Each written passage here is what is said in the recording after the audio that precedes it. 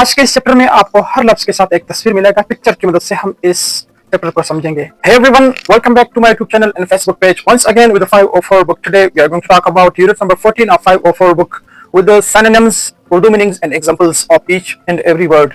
So today's chapter is very important. Its pronunciation is more difficult than the previous chapters. So let's begin today's chapter without any delay.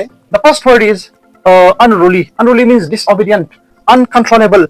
ये उर्दू में माना जाता है जिद्दी, बेकाबू या नाफरमान। So one of my students is unruly या one of my brothers is unruly. The next word is rival. Rival ये इस तरह प्रोनाउंस होता है जैसे कि बी है, V. Okay, rival. Rival means opponent, competitor और challenger. जो दो बंदों का मुकाबला हो वो एक दूसरे के राइवल्स कहलाते हैं। तो आप जुमला बना सकते हैं कि he is one of my dangerous rival और you are my rival, we are rivals of each other वगैरह वगैरह। The next word is violent. Violent means aggressive,